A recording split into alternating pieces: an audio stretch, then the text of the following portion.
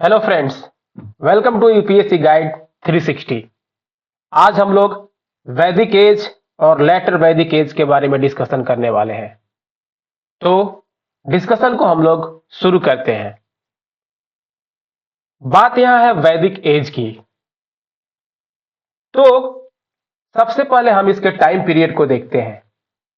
इसका time period है 1500 से 600 बीसी तक। जैसे कि मैंने आपको पहले लेक्चर में यानी इंडस वैली सिविलाइजेशन के लेक्चर में बताया कि 3500 बीसी से लगभग 1500 बीसी तक का जो टाइम पीरियड था, उस टाइम पीरियड को हम लोग इंडस वैली सिविलाइजेशन के नाम से जानते हैं। जब इंडस वैली सिविलाइजेशन का डिक्लाइनेशन हुआ, उसके बाद से जो टाइम पीरियड है, उस टाइम पीरियड को हम वैदिक एज के नाम से जानते हैं। क्वेश्चन यह उठता है कि इस टाइम पीरियड को वैदिक एज के नाम से क्यों जानते हैं। इसका सिंपल सा आंसर है, इस टाइम पीरियड में ही वेदास का कंपोजिशन हुआ था। वेदास का कंपोजिशन हुआ था, इसलिए हम इस टाइम पीरियड को वैदिक एज के नाम से जानते हैं। अगला प्रश्न यह उठता है कि इस टाइम पीरियड में जो लोग रह रहे थे, पीपल, वे कौन थे। तो जो लोग इस टाइम पीरियड में रह रहे थे, उनको आर्यंस कहा जा रहा था। आर्यंस, ये लोग अपने आप को सुप्रीम सुप्रीम नॉलेजेबल बता रहे थे। अगला प्रश्न यह उठता है कि वैदिक एज में जो लोग रह रहे थे, वो कहां रह रहे थे, यानी इंडिया के किन हिस्सों में रह रहे थे। तो अगर हम इंडिया का ये मैप देखते हैं, तो यह है नॉर्थ वेस्टर्न पोर्शन। तो वैदिक एज में जो पीपल रह रहे थे, जो अपने आप को आर्यंस कह रहे थे, उनका जो लोकेशन था वह north western part of India में था। आगे मूव करते हैं, बात करते हैं कि वे जो लोग थे आर्यंस, वो इंडिया में कहां से आए थे, कैसे आए थे, इन चीजों को हम देखते हैं। तो आर्यंस की ओरिजिन की जब हम बात करते हैं, तब इस पर बहुत ज्यादा डिस्कशन होता है। क्यों? क्योंकि डिफरेंट डिफरेंट स्कॉलर ने डिफरेंट डिफरेंट अपना अपना व्यू दिया है। यह एक डिबेटेबल टॉपिक है। जैसे कि मैक्स मुलर, इन्होंने कहा था आर्यन सेंट्रल एशिया से आए थे।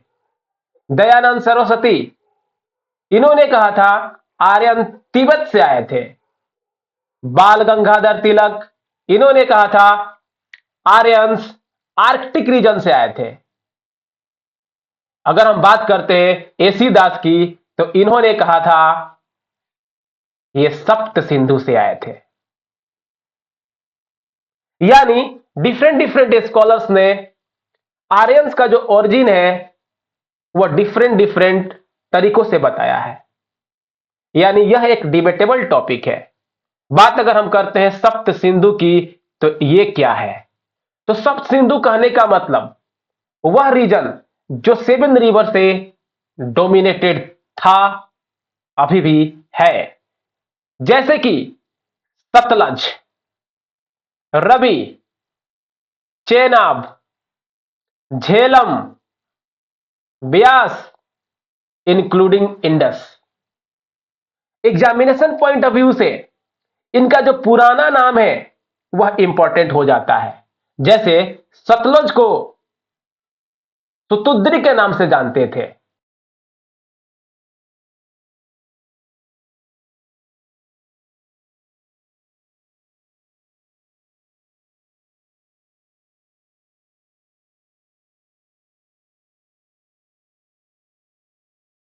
नाम से जानते थे। हम वैदिक एज में आगे बढ़ते हैं कि जो मोस्ट एक्सेप्टेड थ्योरी है वह है कि Aryans great steps of Eurasia से आए थे। यह मोस्ट एक्सेप्टेड थ्योरी है। ओके, तो वैदिक एज का इंट्रोडक्शन हम लोगों ने समझा। अब जब हम बात करते हैं वैदिक एज की, इसका जो टाइम पीरियड है 1500 से 600 बीसी तक, तो इस टाइम पीरियड को दो भाग में बांटा गया है। एक जिसको हम अर्ली वैदिक एज के नाम से जानते हैं, दूसरा जिसको हम लेटर वैदिक एज के नाम से जानते हैं। तो इस लेक्चर में अभी हम अर्ली वैदिक यानी ऋग वैदिक एज के बारे में डिस्कशन करेंगे। दोस्तों, जैसे हम लोगों ने बहुत सारे डिस्कशन को ऊपर में देखा, उनमें एक था कि आर्यन सेंट्रल एशिया से आए थे, इंडिया में आए थे, यूरोप में आए थे। वो आकर के सप्त सिंधु पंजाब के रीजन में स्टे कर गए थे। वो जब आए थे तो खैबर पास को क्रॉस करके आए थे और वो पाकिस्तान पंजाब में मूव किए। तो जब आर्यंस हमारे देश में आ रहे थे तो क्या हमारे देश में लोग नहीं थे? थे, यानी इंडिजेनियस लोग भी थे। तो उन इंडिजेनियस लोग को क्या कहा गया है? तो उनको दासा, स्लेव्स या दस्यु, रॉबर्स कहा गया है। अगर हम वैदिक एज को प्रोसीड करते हैं, आगे बढ़ते हैं, तो हम सोर्सेज को समझते हैं, यानी वैदिक एज के बारे में क्या हुआ था, कौन सी घटना घटी थी, इसके बारे में हमें कहां से पता चलता है, इसके क्या सोर्सेज हैं। तो इसका सबसे बड़ा सोर्स है वेदाज। क्यों? क्योंकि इस टाइम पीरियड में ही वेद का कंपोजिशन हुआ था। यह वेद का कंपोजिशन हुआ था, तो इस टाइम पीरियड से रिलेटेड सारे एस्पेक्ट को यह कवर करता है। वेद कहता है कि आर्यंस इस वक्त ओरिजिनेट हुए थे, इस वक्त माइग्रेट हुए थे हमारे इंडिया में। वेद में भी कौन सा वेद? पर्टिकुलरली ऋग्वेद, यानी 1500 से 1000 बीसी का जो टाइम पीरियड है, उस टाइम पीरियड की बात कर रहा है। बात यह उठती है कि वेदाज का जो कंपोजिशन हुआ है उसका लैंग्वेज क्या है? लैंग्वेज क्या है? तो द लैंग्वेज ऑफ ऑल वैदिक स्क्रिप्चर इज संस्कृत, यानी वेदा, जितने भी वेदा का कंपोजिशन हुआ है वो सारे के सारे संस्कृत में हुए हैं। हमें इन टर्म्स को ध्यान रखना है। वेदास, इसके बाद बात करते हैं उपनिषद। उपनिषद क्या है? यह स्पिरिचुअल नॉलेज का कलेक्शन है जो सेक्स के द्वारा, साधुओं के द्वारा जनरेशन टू जनरेशन ट्रांसफर की गई है, ओरली। बात यह उठती है कि उपनिषद कितने हैं? तो उपनिषद की जो संख्या है वह 108 है। उसी में एक है मुंडक उपनिषद। इस मुंडक उपनिषद से सत्यमेव जयते टर्म को लिया गया है। कुछ साल पहले सत्यमेव जयते आमिर खान जी का शो चल रहा था। तो ये जो सत्यमेव जयते टर्म है, ये कहां से लिया गया है? यह क्वेश्चन पूछा जा सकता है और प्रीवियस ईयर क्वेश्चन में पूछा गया है। तो ये कहां से लिया गया है? तो ये मुंडक उपनिषद से लिया गया है। आगे चलते हैं, बात करते हैं पुराणाज की। पुराणाज क्या होता है? तो ये भी हिस्ट्री के जीनियोलॉजी, फिलॉसफी, कॉस्मोलॉजी के बारे में बात बताता है। 18 टोटल पुराणाज हैं। अगर हम वेदा पे फिर से लौट के आते हैं तो वेदास का जो कंपोजिशन हुआ था उसकी संख्या कितनी थी? तो उसकी संख्या थी 4, यानी there were 4 Vedas at that time. वो कौन कौन से वेदास थे? उसमें सबसे पहला था ऋग वेदा। अगर हम बात करते हैं कंपोजिशन ऑफ वेदा की, तो अर्ली अर्ली वैदिक एज यानी 1500 से 1000 का जो टाइम पीरियड था, इस वक्त ऋग वेदा का कंपाइलेशन हुआ था। और जो ये 3 वेद हैं, इनका कंपाइलेशन लेटर अन 1000 बीसी हुआ था। यानी लेटर वैदिक एज में हुआ था। लेटर वैदिक एज में इन तीनों वेदा का कंपाइलेशन हुआ था। बात करते हैं कि ऋग वेदा में किस चीज का मेंशन है। तो ऋग वेदा में प्रेयर्स, हाइमन्स का मेंशन है, जैसे गायत्री मंत्र। बात करते हैं सामवेदा, तो सामवेदा में क्या चीज का मेंशन है? तो सामवेदा में म्यूजिक, चैंट्स पे ज्यादा फोकस है। बात करते हैं यजुर्वेदा, ये किस चीज के बारे में डील करता है? तो ये यजना, रिचुअल्स, रिलीजियस प्रैक्टिसेस के बारे में डिस्कशन करता है। यानी हमारे घरों में जो रिलीजियस प्रैक्टिसेस फॉलो की जाती है, उसका मार्गदर्शक यजुर्वेदा है। हम जो कुछ भी फॉलो करते हैं, वो सारा चीज यजुर्वेदा में दिया गया है। बात करते हैं अथर्ववेद की, तो अथर्ववेद किस चीज को इंक्लूड करता है, किस चीज को डील करता है? तो ये charms to ward off evil, medicine यानी तंत्र मंत्र विद्या की बात करता है अथर्ववेद। तो फ्रेंड्स, हमने 4 वेद का डिस्कशन कर लिया, ऋग्वेद, सामवेद, यजुर्वेद, अथर्ववेद। अब हम बात करते हैं कि वेद में जो चैप्टर्स थे, उसका क्या नाम रखा गया था। तो उसको मंडल्स के नाम से जानते थे। यानी each Veda was divided into mandals. हर वेद को मंडल्स में बांटा गया था। कहा जाता है कि ऋग्वेद में 10 मंडल्स थे। कितने मंडल्स थे? 10 मंडल्स थे। उसी में एक बहुत ही इंपॉर्टेंट मंत्र है, जिस मंत्र को गायत्री मंत्र के नाम से जानते हैं, जो सावित्री मां के लिए गाया जाता है। यह कौन से मंडल में मेंशन है? तो यह ऋग्वेद के 3rd मंडल में मेंशन है। फ्रेंड्स, अब तक हम लोगों ने वेदास की बात की। वेदास का मतलब क्या होता है? तो वेदास का मतलब होता है knowledge of the highest order. आगे मूव करते हैं। हम लोगों ने सोर्स के बारे में डिस्कशन कर लिया। बात करते हैं ज्योग्राफी ऑफ वैदिक एज। जैसे कि मैंने आपको पहले ही बताया कि वैदिक एज का जो लोकेशन है, ज्योग्राफी है, वह नॉर्थ वेस्टर्न और नॉर्थ इंडिया का है। और हम जानते हैं कि इस रीजन में रिवर इंडस, रवि, चेनाब, झेलम एग्जिस्ट करती है। और इनको हम सप्त सिंधु रीजन के नाम से भी जानते हैं। यानी ज्योग्राफी में जो सबसे पहला टर्म है, वह है सप्त सिंधु, जो कि 7 रिवर्स को रेफर करता है।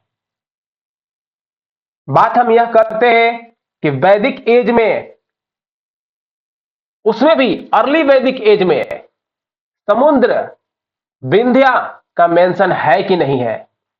तो इसका जवाब है इसका मेंशन नहीं है। गंगा, जो हम आज गंगा मां कहते हैं, वो कितनी बार मेंशन है?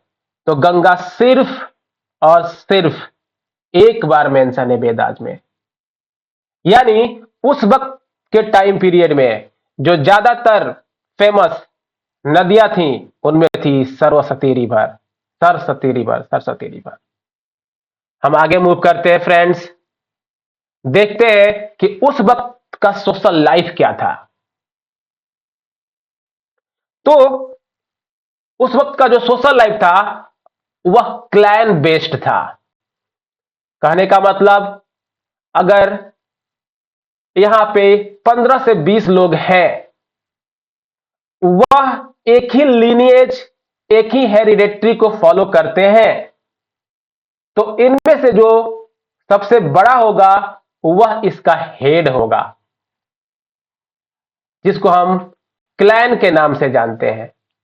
यानी क्लैन बेस्ड किंगशिप था। यानी उस वक्त किंगडम्स, किंग्स नहीं थे। सोसाइटी कैसा था? ट्राइबल। और जो ट्राइब्स उसमें रहते थे उसको जन के नाम से जाना जाता था। जो ट्राइब्स उसमें रहते थे उसको जन के नाम से जाना जाता था। सोसाइटी कैसी थी?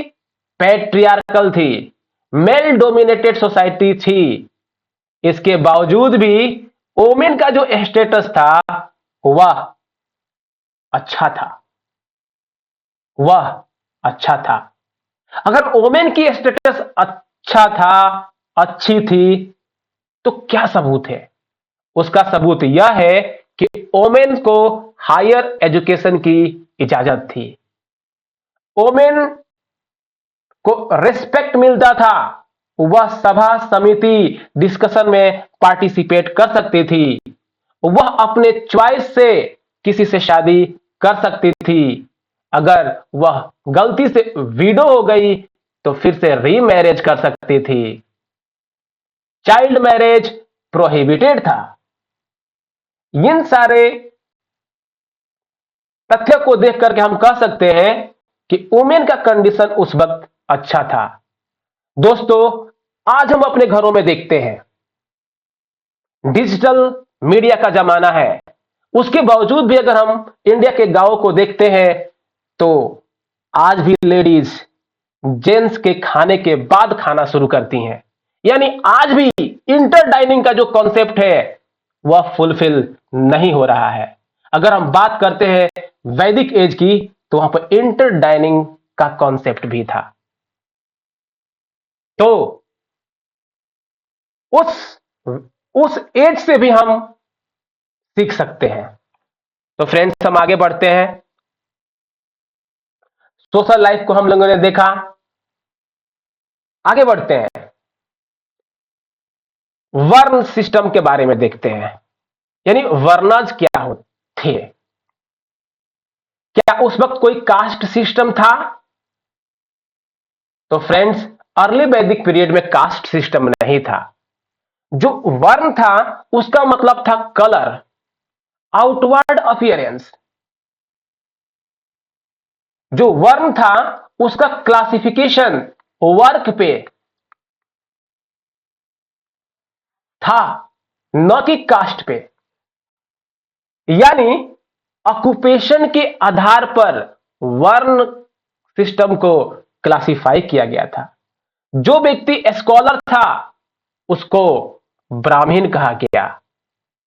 जो व्यक्ति वॉरियर था उसको क्षत्रिय कहा गया। जो व्यक्ति ट्रेडर था उसको वैश्य कहा गया। जो व्यक्ति फील्ड लेबरर था, दास था, सर्वेंट था, उसको शूद्र कहा गया।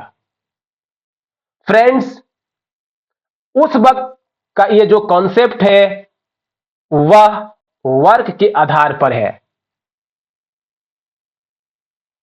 मजे की अगर मैं बात बताऊं तो अगर कोई व्यक्ति एक ही काम को कई जनरेशन तक करते जाता है तो उस काम को कास्ट का नाम दे दिया जाता है। आज जो कास्ट हमारे यहां एग्जिस्ट करती हैं वह कभी वर्क के आधार पर डिवाइडेड थी। उस वक्त अगर हम बात करते हैं ये जो हायरार्की बनाया गया था, क्या यह बहुत रिजिड था? तो इसका जवाब है नहीं। यह हायरार्की रिजिड नहीं था, यह फ्लेक्सिबल था। यानी जो ब्राह्मण्स थे वो क्षत्रिय हो सकते थे, क्योंकि ब्राह्मण्स का मतलब स्कॉलर से रिलेटेड था। क्षत्रिय का मतलब योद्धा से रिलेटेड था। इसका मतलब क्षत्रिय ब्राह्मण्स भी हो सकते थे। यानी यह जो हायरार्की थी फ्लेक्सिबल थी। आगे बढ़ते हैं फ्रेंड्स और देखते हैं कि उस वक्त के लोगों का खान पान क्या था, फूड बिहेवियर क्या था। तो मेजरली प्राइमरली वह वेजिटेरियन थे। मीट का जो कंजप्शन वो करते थे, जिसमें फिश, बर्ड्स, गोट्स, शिप थे, वो ऑकेजनल था, कभी कभी पार्टी मनाते थे। बात करते हैं ड्रिंक्स की, वो क्या पीते थे? सोमरस। वे सोमरस को कंज्यूम करते थे। तो सोमरस क्या है?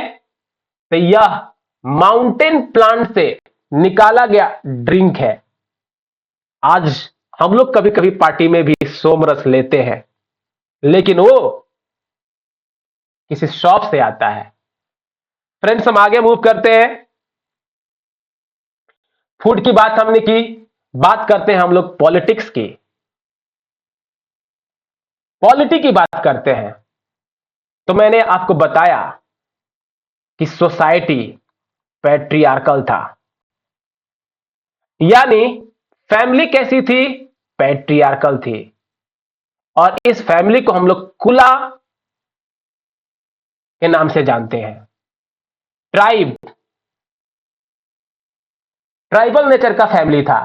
ट्राइब को जना के नाम से जानते हैं। राजन को चीफ ऑफ द ट्राइब कहा जाता था, यानी ट्राइब का जो हेड होता था उसको राजन कहा जाता था। यही राजन बाद में राजा बन गया। Assembly of the elite people, जो पढ़े लिखे लोग थे, उनके असेंबली को सभा, समिति, विधाता के नाम से जाना जाता था। इन सभा, समिति और विधाता में वुमेन पार्टिसिपेट कर सकती थी। बात करते हैं हम, क्या राजन के पास अल्टीमेट पावर था? तो नहीं, राजन के पास अल्टीमेट पावर नहीं था। अगर राजन कमजोर हो गया तो उसको हटाया जा सकता था। क्योंकि ट्राइबल नेचर की सोसाइटी थी, तो एक ट्राइब से दूसरे ट्राइब में कॉन्फ्लिक्ट होता रहता था। उसी में एक ट्राइब था भारत ट्राइब, जिन्होंने 10 किंग्स को हराया था। इसको बैटल ऑफ 10 किंग्स के नाम से जानते हैं। 10 किंग्स को हराया था, इसको बैटल ऑफ 10 किंग्स के नाम से जानते हैं। तो एग्जाम में एक क्वेश्चन पूछा जा सकता है कि बैटल ऑफ 10 किंग्स को जिसने हराया था उस ट्राइब को क्या कहते हैं? तो उसको भारत ट्राइब कहते हैं। फ्रेंड्स, हम आगे मूव करते हैं। वैदिक एज के इकोनॉमी को देखते हैं। तो वैदिक एज का जो इकोनॉमी था वो ज्यादातर पैस्टोरल, एग्रीकल्चरल था, यानी कैटल ब्रीडिंग के पर आधारित था। ये प्राइमरी ऑक्यूपेशन था। बात करते हैं एग्रीकल्चर की, तो ये सेकेंडरी ऑक्यूपेशन था। जो ट्राइब्स थे वो सेकेंडरी ऑक्यूपेशन के लिए बहुत वर्क करते थे। बात है कैटल्स के लिए, तो कैटल्स के लिए वो युद्ध भी करते थे, वार भी करते थे। हम आगे मूव करते हैं फ्रेंड्स। क्या उस वक्त कोई क्वाइंस था जिसका इस्तेमाल किया जा रहा था? तो नहीं। उस वक्त किस चीज का इस्तेमाल किया जा रहा था? तो बार्टरिंग सिस्टम का इस्तेमाल किया जा रहा था, यूज किया जा रहा था। क्या होता है बार्टर सिस्टम? तो जब पैसे नहीं थे तब किसी के घर में यदि चावल है और आलू नहीं है, तो जिसके यहां आलू है उससे आलू ले लेंगे और चावल उसके बदले में दे देंगे। इस सिस्टम को बार्टर सिस्टम कहते थे। क्या उस वक्त टैक्स का प्रचलन था? No tax. अगर आपको बहुत मन किया तो अपने मन से कोई गिफ्ट दे दीजिए, उसको बलि कहते थे। यानी बलि टर्म का मतलब क्या हुआ? वॉलेंट्री गिफ्ट्स, जैसे कि काउस या ओमेन, किसी को भी आप गिफ्ट कर सकते थे। इस गिफ्ट को बलि के नाम दिया गया था। कॉपर और ब्रॉन्ज उस वक्त इस्तेमाल किए जाते थे। क्योंकि यह टाइम पीरियड है 1500 से 1000 बीसी तक का, तो यह टाइम पीरियड में कॉपर और ब्रॉन्ज का इस्तेमाल किया जा रहा था। आयरन का यूज नहीं था। आयरन का यूज कब होगा? आफ्टर 1000, यानी लेटर वैदिक पीरियड में। फ्रेंड्स, हम आगे मूव करते हैं और देखते हैं काउज, यानी गायों की क्या महत्व थी, इंपॉर्टेंस ऑफ काउज। अभी हम लोगों ने ऊपर देखा कि काउज के लिए वार होता था, काउज को गिफ्ट किया जाता था। तो काउज की क्या इंपॉर्टेंस थी? सबसे पहला इंपॉर्टेंस यह है कि इनको प्रीस्ट को गिफ्ट किया जाता था। जो पुजारी होते थे उनको गिफ्ट में दिया जाता था। एग्जाम्स के लिए कुछ इंपॉर्टेंट यहां टर्म्स हैं, इस टर्म्स को हम अपने ध्यान में रखते हैं। जैसे कि गौ, गौ को काऊ कहते हैं। गविष्टि, यानी वह व्यक्ति जो गाय को खोजता है या गाय के लिए लड़ता है, उसको गविष्टि कहते हैं। गोपति किसको कहते हैं? राजन, वह व्यक्ति जो काऊ को प्रोटेक्ट करता है, उसको गोपति कहते हैं। दुहित्रा, डॉटर ऑफ गोपति, यानी वह डॉटर जो गाय को मिल्क निकालती है, उसको दुहित्रा कहते हैं। गोमत, यह एक वेल्दी पर्सन है, रिच पर्सन है, अडानी है, जो बहुत ज्यादा गायों को अपने पास रखता है। क्योंकि ये वेल्दी पर्सन है, इसलिए इसका सोशल क्लास भी हाई है। फ्रेंड्स, हम आगे मूव करते हैं और समझते हैं कि क्या उस वक्त जो मीट का कंजम्पशन था उसमें गायों का भी कंजम्पशन था? नहीं, स्ट्रिक्टली प्रोहिबिटेड था। फ्रेंड्स, हम आगे मूव करते हैं और समझते हैं कि उस वक्त यानी अर्ली वैदिक पीरियड में रिलीजन और फिलॉसफी क्या था। क्योंकि अर्ली वैदिक पीरियड भी नेचर पर डोमिनेट था, नेचर डोमिनेटेड था। अगर अर्ली वैदिक पीरियड नेचर डोमिनेटेड था, तो जो आज का रिलीजन हमें देखने को मिलता है वह उस वक्त नहीं था। वे लोग गॉड को टेरेस्ट्रियल गॉड जैसे पृथ्वी, सोम, अग्नि, एटमॉस्फेरिक गॉड जैसे इंद्र, वायु, मारुता कहते थे। इंद्र का मतलब क्या हुआ? जो बरसात कराते हैं। वायु का मतलब विंड, मारुता का मतलब स्टॉर्म। हेवेनली गॉड्स जैसे कि वरुण, सूर्य, उषा, यानी उस वक्त भी भगवान की प्रचलन थी। फ्रेंड्स, हम आगे मूव करते हैं और देखते हैं कि उस वक्त के जो गॉड्स थे उनमें सबसे इंपॉर्टेंट गॉड कौन थे? तो उनमें सबसे इंपॉर्टेंट जो गॉड थे, एक नंबर पे वरुण, जिनको God of sky and water के नाम से जानते हैं। Indra, God of war, thunder storms के नाम से जानते हैं। इनको पुरंदर भी कहा गया है। फ्रेंड्स, एग्जाम में पूछा जा सकता है पुरंदर वैदिक एज में किनको कहा गया है? तो वो है इंद्र। बात करते हैं अग्नि। God of fire. आज भी हमारे यहां अग्नि की पूजा होती है। बात करते हैं उस वक्त की रिचुअल्स एंड सेक्रीफाइस की। तो जैसे जैसे यह टाइम पीरियड आगे बढ़ता है, वैसे वैसे रिचुअल्स कॉम्प्लेक्स होने लगता है। यानी दूध का, घी का, वेजिटेबल्स का, ग्रेन्स का रिचुअल्स में इस्तेमाल, रिचुअल्स में यूज बढ़ जाता है, इंक्रीज हो जाता है। किस लिए? यज्ञ करने के लिए, यजना करने के लिए। जैसा कि आज भी हम देखते हैं हमारे घरों में जब कोई कार्यक्रम पूजा से रिलेटेड होता है, तब अगरबत्ती, घी इत्यादि जलाया जाता है। उस वक्त भी जलाया जाता था। तो ऐसे रिचुअल्स और सेक्रीफाइस किए जा रहे थे। फ्रेंड्स, हम आगे मूव करते हैं और चीजों को देखते हैं।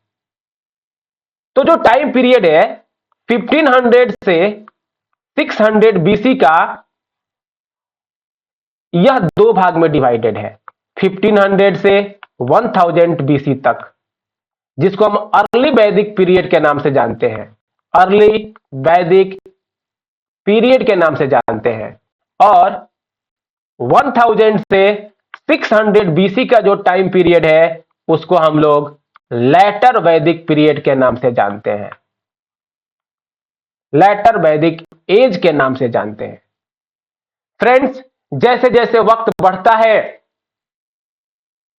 राजन का जो कुला है वो बड़ा होता है, सेक्रीफाइस की टेंडेंसी और बढ़ जाती है, और सिचुएशन, जो कंडीशन अर्ली वैदिक एज में होता है, वो धीरे धीरे चेंज होने लगता है। और जो सिचुएशन चेंज होता है, उस टाइम पीरियड को हम लोग लेटर वैदिक टाइम पीरियड के नाम से जानते हैं। तो फ्रेंड्स, इस लेक्चर में हम इतना ही पढ़ते हैं। अगले लेक्चर में हम लेटर वैदिक पीरियड को देखेंगे। तब तक के लिए धन्यवाद।